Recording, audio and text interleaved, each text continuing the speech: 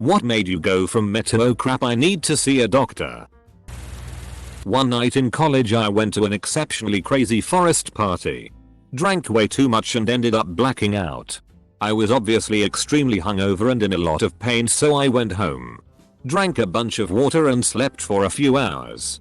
When I woke up I had super intense pains in my abdomen and I chalked it up to it being from my drinking. Fast forward 2 days later and I'm in too much pain to leave my apartment. Every time I move it's painful.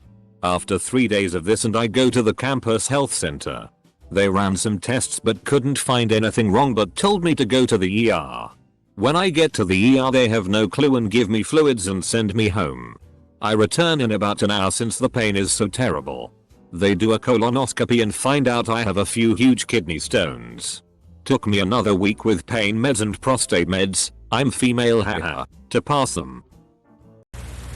I was an athlete in college. And one time I was at lift. And when I was removing the bar from the side holder on the squat rack I hit myself in the side of the head. Just hard enough. I didn't think much of it. Finished my lift and went home. I didn't feel great for the next few days. A few days later, after competing in a track meet, I was at a team barbecue and had the worst headache. After I left, I decided to do some homework with my friend. Sat down in front of my computer. Fell asleep for about 20 minutes. And when I woke up, I looked at my screen. And I was like, holy shit, I can't read. I had a concussion. I used to have an agonizing leg pain and it would kill me to step sometimes. I chose to ignore it. Until I was scratching my balls one evening and discover a lump. I was afraid I had cancer spreading and ran to the doctor. Found out I just had a weird growth on my nut that was not cancer. Leg still hurts. When I was a kid I used to like to take nice long shits while playing on my Game Boy. I once stayed on too long. It felt weird. It felt like I was halfway through shitting out a giant turd. Which makes you want to push. Right? Yeah. Bad idea. Apparently your ass can fold itself inside out like a sock. I thought it was a piece of shit I could grab and pull out. So I wadded up a bunch of TP and tried to pull it out. But it hurt. So I started to panic. Screamed for my parents. Went to the ER.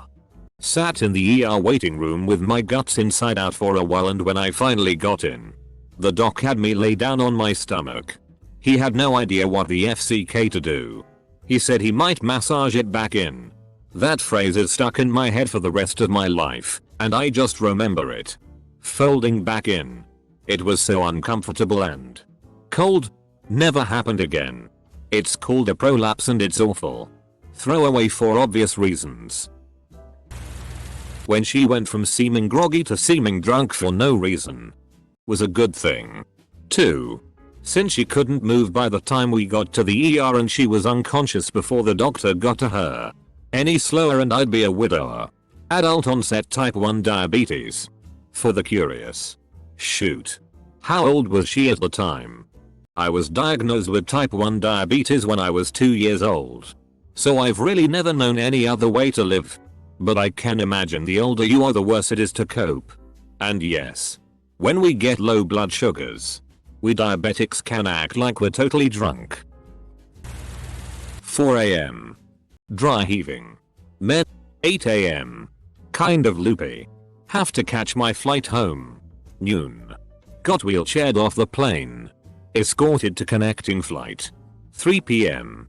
Landed in hometown. Wheelchaired out to meet my girlfriend. 5 PM. Shivering uncontrollably in a scalding hot shower. Abdomen pain so bad I couldn't even stand up straight. 5:30 PM. Admitted to hospital. Got scans and tests overnight. 7 AM. Appendix surgery. Worst birthday so far. I passed out at work. I was in my late 40s and a heavy smoker and not much of an exerciser. After a crap ton of tests, my doc told me I had a mini stroke and, if I really didn't want to see 50, to just keep up my bad habits. The smoke I had on my way to see him was the last I ever had and it's been that way for going on 22 years. If you throw up coffee grounds and don't remember eating coffee, you are bleeding internally and should seek help immediately. And if you do remember eating coffee grounds, go ahead and get checked out for pica. Chocolate covered coffee beans. Yo. Those things rule. Was having some tightness in my chest once in a while. Getting slightly out of breath over little things.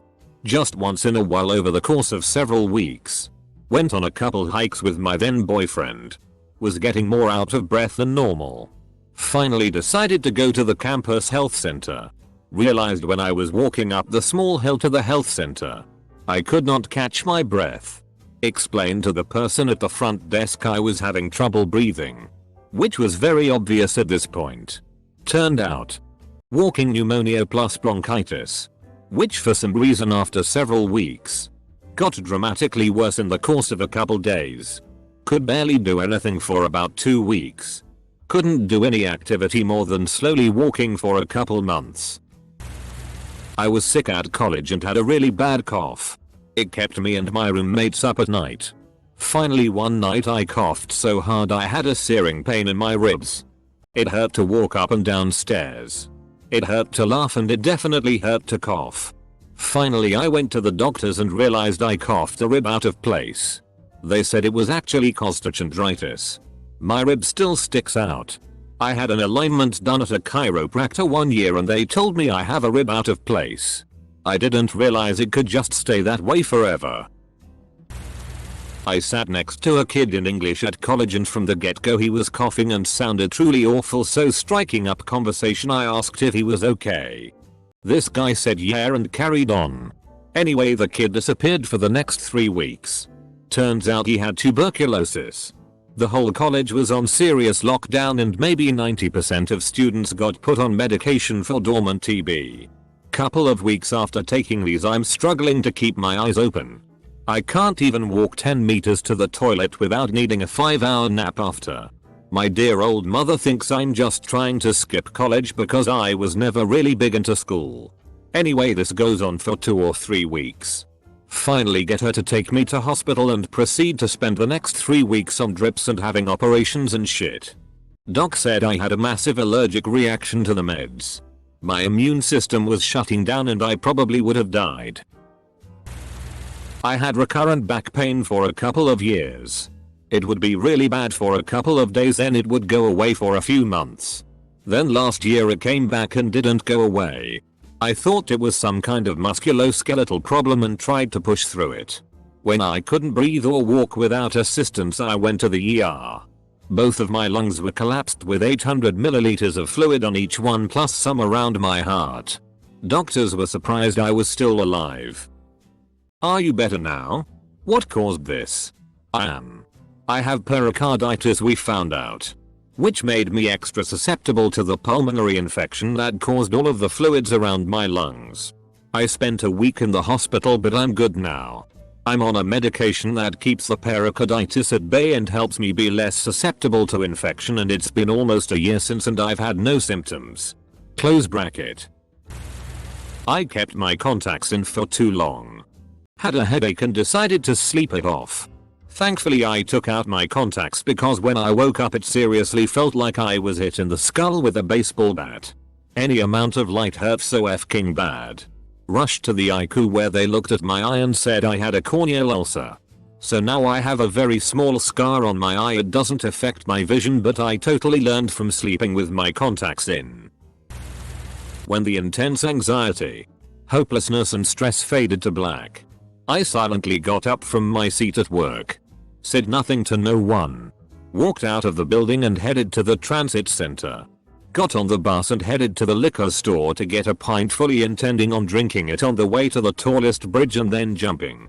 When I got off the bus, instead of walking to get the pint, I walked home and called the crisis center. About 4 months after our first baby was born, my wife started getting really bad stomach aches. Fit like 3 days she went through it no problem. 4th day went to doctor. They gave her some meds for pain and sent us on our way. Next day still not better. We were leaving for airport to go out of town for Christmas. Called my dad, who is a doctor, and told him what they said and what was going on. He asked if her eyes looked yellow. Hadn't noticed, but yeah, the whites were crazy yellow. Almost brown. He said hang up and get to her, she is about to die. Turns out he was right. Gallstone had blocked gallbladder and she was rushed into emergency surgery. They said it had been blocked probably all week and she was in serious trouble. They said if we boarded that plane it probably would have ruptured and she would not have made it. Went from packing for trip to show new baby to family to a week in hospital quick. To make it worse, they didn't tell her they went in through belly button. Coming out of anesthesia, she sat there digging in it, basically digging her finger into her body. They also gave her some pain meds that turned her grader crazy. Like throwing tea around hospital room and getting up to go for a smoke like 3 hours after surgery. She didn't smoke. Was her intense Christmas. The saddest thing about this subreddit is Americans delaying going to the ER until it's almost too late. I'm so thankful for free healthcare. Can confirm. I'm American. I have so many unexplained pains and issues that could probably get cleared right up. But if I pay to get it checked out, we lose our home. Didn't have a period for a couple months, more like 6 months tbh, and thought nothing of it because, well, didn't have to bleed for a week, yay. Until I had cramps that made me crawl through the house and almost rip my mom's shirt while crying asking to be taken to the hospital. It lasted a couple of hours, but it had to happen twice for my mom to take me to an OBGYN. Went. Did the exams and she said it's totally normal. I had an ongoing period from the end of December to February, but in the last month I had normal period, so yay. Gave birth last month. And went from okay, baby has passed meconium inside. So we'll get you out of the bath to push to okay, she's out, but you might be bleeding a little too much with me not giving a shit because OMG look at this adorable little pink squishy. I have to hit the emergency button. She's hemorrhaging and literally 10 people in the room all doing something different at once, and then they're pushing so hard on my stomach that it hurts worse than the damn labor I just went through, and it feels like buckets of blood are coming out. You can have the baby back now, and OMG pink squishy, I love you. 3 tears. 1/3 degree. 40 minutes of stitching with 2 doctors. Went from meta what stop ouch to me in like the span of 2 hours, and it was exhausting and I'm never doing it again. I slip and fell down 2 steps of stairs. No big deal. My husband said I needed to fix my pants because it looked off from the back. I broke my sacrum bone above your tailbone, between S3 and S2. And it was sticking out. My doctor had to pop it in. There is nothing that can fix. I have a paralyzed tailbone. I can't feel it. I broke my ass. My mother has the same injury. She was told after giving birth to my brother, number 2, no more kids or you'll be paralyzed. Along came number 3 and number 4 babies, all whoops babies by the sounds of things. She has back problems and pain and some very mild paralysis, but nothing like the doctors tried to warn her of. I used to fall asleep in class ever since I can remember. Just thought, hey, school is boring. Fast forward, I'm 21 years old and still falling asleep in classes. Anytime I have to drive anywhere over an hour long, I'd have to pull over to take naps. Would fall asleep at work daily. And just felt extremely exhausted 24/7. I just thought, hey, this must be what it's like to be an adult. Tired all the time and just wanting to sleep. Bet it'll only get worse from here. Then one day, I fell asleep mid-sentence talking to my boss. I played it off to him like I was sick and just passed out for a moment. Went to the doctors and did some sleep studies. Turns out I have narcolepsy. Got stung by a bee while riding a motorcycle on my way to work. My dad is very allergic. And I'm a bit allergic myself. But only very rarely have serious reactions to it. Half hour later at work. My bicep was uncharacteristically swelled like Arnie and the veins in my arm were bright. Inflamed red. Yep. Supervisor told me to get gone. I tried to find a doc in the box that wouldn't take all of my savings. And after a bit of driving around with the ridiculous bee stung arm. Got treated. Fun times. For years I had pollen allergies. To the extent where we had to get Claritin D or I would give myself black eyes from rubbing so hard. And scratch all the skin off of my inner elbows. Mum begged me to go to the allergist. I said no because scary needles and it only happened in spring anyway. Then a while back I was helping mom make a dessert. And I was crushing walnuts. The barest touch of walnut dust on my skin made it turn bright red, itchy, and bumpy. At that point I decided it was probably time to see an allergist. Still haven't seen one. Currently doped up on Claritin D and avoiding walnuts like the plague. I just don't have the time. I was sore in my pelvis. Think between left leg and base of dick. I thought I must have rammed it into the bag hooks while working behind the register. It didn't get better, though. I thought I must have kept running into it when I wasn't looking. It got to the point where I couldn't tie my shoes, run, or wear a seatbelt. It also looked like a F King golf ball was under my skin. I was driving a Del Sol at the time, which was not an ergonomic masterpiece by any stretch of the imagination. It F King killed having to sit in that position. Working a clutch and wearing a seatbelt made it worse. I went to the doctor. Eventually, they found out I had a really pissed off lymph node that wouldn't calm down. I had recently found out I was POS and that can happen sometimes, even when the numbers look good. I needed surgery to remove it. Turns out it was the size of a robin's egg, which is apparently big for a lymph node. All the rest was swelling. No cancer. No nothing. It was just pissed off. I had a cyst that would periodically swell up then burst and leak liquid and a couple drops of blood. I had it for years. Then it swells up worse and hurts like hell. Put it off for 3 days. And start having weird as FCK dreams and waking up either burning hot or freezing cold. This wasn't enough to send me to the doctor. Because I am an idiot. Then I wake up to a horrendous smell. And find it burst and is leaking putrid brown. Turns out I had a cyst with a badly infected abscess.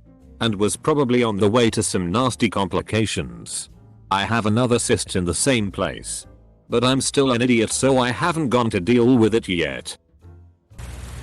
I had an annoying pain on my back right side that moved to the right side under my rib. I knew it was gas. The next morning it was still there. I lay down to move the gas. That made it worse.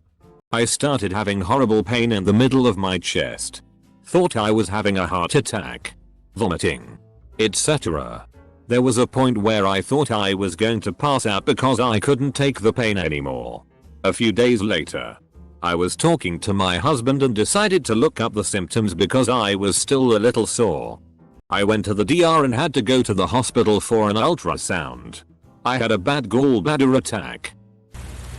Abdominal hernia. I didn't care much about it for a long time. Something would protrude. I would push it back in. One day I bent over to pick up an orange juice cup from the ground for my daughter, was at a picnic. And suddenly it looked like my intestines pushed through my abdominal wall into a pocket the size of a tennis ball. I painfully pushed everything back in and went to the doctor. Surgery was a year ago June. One time I was at work and I felt a touch queasy. NBD. I'll just sit down and try to eat something. That'll set me right. Nope. I straight fell out my chair and started flopping around on the floor like a fish. Had a seizure for no reason at all. Or none that the doctors could find. Had a killer migraine for weeks and was constantly dizzy. I doubt I'll ever know why it happened. Had what I thought was a pimple and picked at it. It bled for a little while and I thought nothing of it. 2 weeks later however, after picking at it some more thinking it was just a pimple or acne, it bled again. And it didn't stop bleeding. Went through at least 2 boxes of tissues and several bandages, trying to stop the bleeding. With some help from my mom, we managed to stop the bleeding by creating an artificial scab with some medicine that I forget the name of. Saw the doctor the next day and found out it was a blood vessel that had risen to the surface of my skin, which is called a cherry angioma. Simple fix was to cauterize it with electricity. A lot of fuss over a simple scratch. Not on my part as much as the doctor's. But I guess this sort of applies. When I was in grade 11 or 12 I noticed this weird lump in the muscle of my forearm. Recognizing it was weird, I went to my family doctor and got a referral for an ultrasound.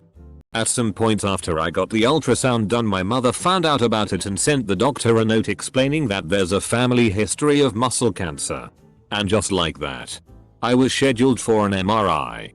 The lump's still there. Nobody seems to know what caused it. And it's apparently invisible on diagnostic imaging. I used to have a small lump on my knee. I'd had it for as long as I could remember, so I never really worried about it. But one day I realized that it had doubled in size and around 10 more lumps had started to appear around it. By the end of the week I had 3 or 4 lumps the size of peas on my knee. And a few dozen smaller ones. Luckily they were nothing more than warts, and after 2 years of applying nitrogen to my knee they finally seemed to be gone. They still gave me a huge scare when they started to multiply though. About to sleep and my tooth is feeling weird. Hurts a little but nothing I can't sleep through. I wake up from a nightmare and deep sweat and my jaw is exploding with pain. I stagger out of bed somewhat delirious and collapse on my kitchen floor in pure unadulterated agony. I've had fingers crushed, bones broken and skin badly burned before. But nothing has ever even come close to how bad toothache hurts. My f***ing god, it was the worst time of my entire life. I had a hot pulp and my dentist said it was the worst they'd ever seen. Had to have an emergency root canal. Look after your teeth. Bent down to pick up mail I had placed on my stairs. Stood up too quickly and got lightheaded. An hour and a half later I still didn't feel right. Lightheaded. Racing heart. Shortness of breath. My dad had gone through heart issues less than a year before. I thought my mind was convincing myself that I was in atrial fibrillation because he had had lots of episodes of it and I knew some about it. Go to the ER.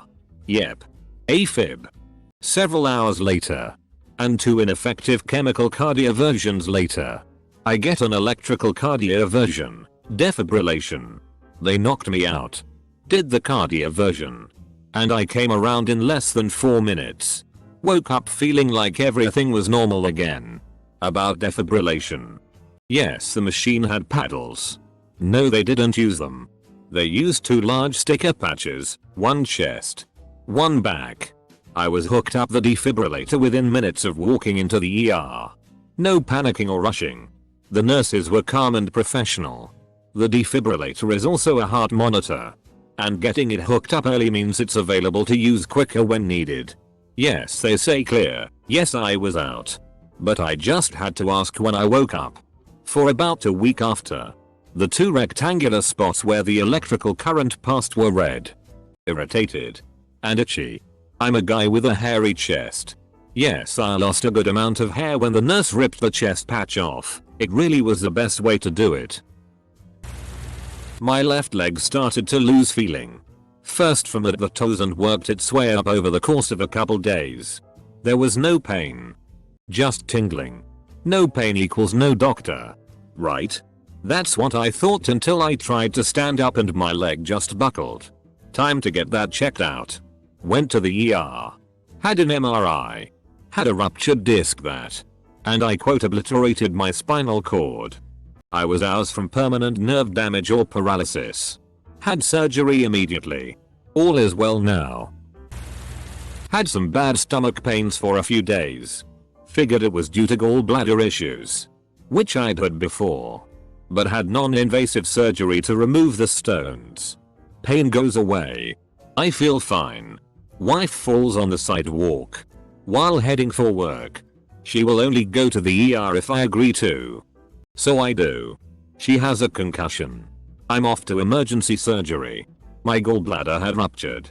And the reason the pain stopped is because there was no more pressure nor blockage. Basically, all the nasty junk the gallbladder holds was leaking throughout my insides. Found out during recovery that morphine, yes. I got the button, really makes me sleep. Like press the button and sleep for 8 hours. Wake up. Hurt. Repeat. The lack of physical activity caused pneumonia to set in. Have you ever coughed so much it hurt your ribs? Imagine that. But also imagine a 30cm slice in your side which is held together by staples. I actually tore out several staples during my recovery. Simply by coughing.